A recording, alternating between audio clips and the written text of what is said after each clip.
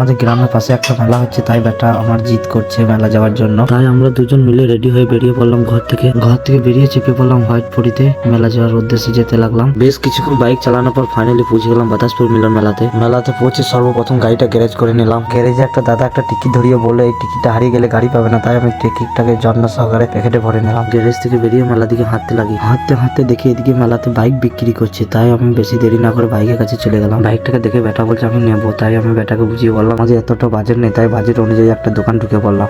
দোকানে এদিক সেদিক তাকিয়ে দেখা গেল কিছু পছন্দ হলো না, তাই সামনের দিকে যেতে লাগি। যেতে দেখি একটা কাকা ফ্রি সিনেমা দেখাচ্ছে, তাই আমি সিনেমা দেখতে লেগে গেলাম। সিনেমা দেখতে হঠাৎ মনে পড়ে গেল ভাইপো বলেছিল যে কাকু তোমার মতো ট্রাক্টর নেবো, তাই আমি ট্রাক্টর খুঁজতে লাগলাম মেলাতে।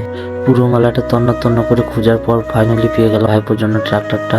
তাই আমি দেরি না করে ট্রাক্টরটা কিনে নিই। ট্রাক্টর কেনার পর বেটার দিকে তাকিয়ে দেখি বেটার কিছু একটা মেশিন আছে, তাই আমি দোকান ঢুকে গেলাম বেটার জন্য। দোকানে এসে মেশিন জিনিসটা খুঁজতে লাগি। দেখতে ফাইনালি পেয়ে গেলাম, তাই আমি দেরি না করে কিনে নিলাম। সঙ্গে বেটা চোখে লাগিয়ে দেখি বেটাকে তো একদম হিরো লাগছে, তাই বেটাকে বললাম ক্যামেরার দিকে তাকিয়ে ওই চশমাটা একবার দেখিয়ে দাও, তাই দেখিয়ে দিলাম আমার বেটা। এইদিকে দেখি সন্ধ্যে লেগে গেছে, তাই বেশি দেরি না করে মেলা থেকে বেরোতে লাগলাম। মেলা থেকে বেরোতে দেখি দাদার সাথে দেখা হয়ে গেলো, তাই দাদার সাথে একটু কথা বলে নিলাম। দাদার সাথে কথা শেষ করে বেরিয়ে পড়লাম মেলা থেকে। আর এইখানে আমার মিনি ব্লগটা শেষ করলাম।